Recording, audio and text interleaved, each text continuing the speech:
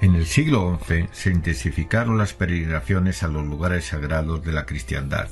como Roma, Santiago y Palestina.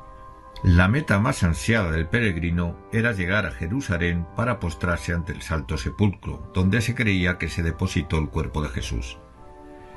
Después de las conquistas islámicas de territorios judíos o cristianos, Palestina quedó bajo su dominio. La sociedad occidental, con un exceso de hombres de armas educados según costumbres militares medievales, buscaban como los comerciantes nuevos campos y caminos en Oriente. Los califas abasíes de Bagdad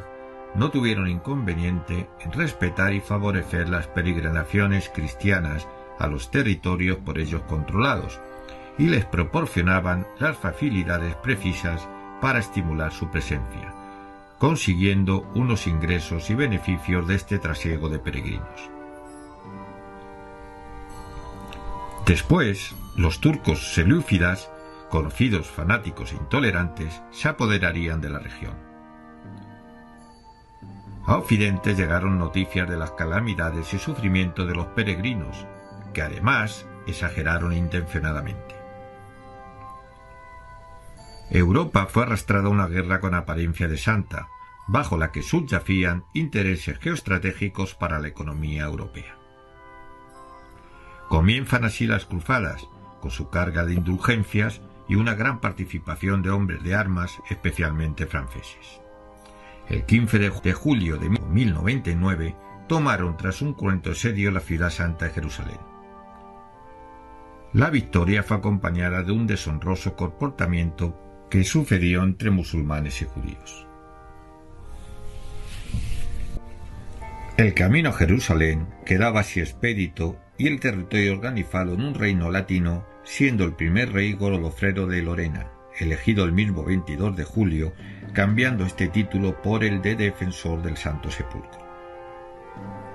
Nuevos peligros acechaban a los peregrinos desde el puerto de Jaffa a la ciudad santa, y la necesidad de infraestructuras de apoyo a los que llegaban de Europa hizo que aparecieran los hospitales y con ellos la Orden Militar de San Juan en 1113. No obstante, el peligro persistía en los caminos, y para ofrecer protección en aquellas rutas, el caballero francés Hugo de Payne y un grupo de 8 compañeros fundarían una nueva orden de carácter religioso militar en 1119, la llamada Militia Christi, y se le dio como aposento una parte del lugar que ocupó el Templo de Salomón, siendo a partir de este hecho cuando fueron conocidos como la Milicia del Templo y de ahí templarios. Los templarios se mantuvieron en Palestina hasta la segunda mitad del siglo XIII, fechas en las que se había extendido por media Europa, llegando a España, donde ya aparecen combatiendo a los musulmanes en Aragón y Portugal hacia 1130, y en el Castilla por el 1146, reinando Alfonso VII. A finales del siglo XII, los templarios ya poseían casas cerca del Valle del Tajo, en Cebolla, y el castillo de Villalba, en la margen derecha del Tajo, dominando el camino de Talavera, así como los pasos del río entre las desembocaduras de los afluentes por la izquierda Fedena y Pusa, y parece que ya habían establecido al sur del río, en 1181, según dice el padre Mariana, quien cita una bula de Alejandro III, en la que se enumeran 5 conventos templarios: San Juan de Valladolid, San Salvador de Toro, San Benito de Torrija, San Juan de Otero y Santa María de Montalbán, que pudiera estar haciendo referencia a Melque. El 15 de abril de 1188, Alfonso VIII donaba el castillo de Ronda, en la margen derecha del Tajo, de lo que hoy no queda constancia material, a la Orden de Alcántara, y le asignaba un tercio de la margen izquierda, comprendido entre los ríos Torcón y Fedena. El castillo de Montalbán y la iglesia convento de Melque, por estar situados a la derecha del río Torcón, según esta delimitación, deberían quedar fuera del territorio alcantarino, y por tanto una casa templaria en Melque no entraría en colisión jurisdiccional con el territorio referido.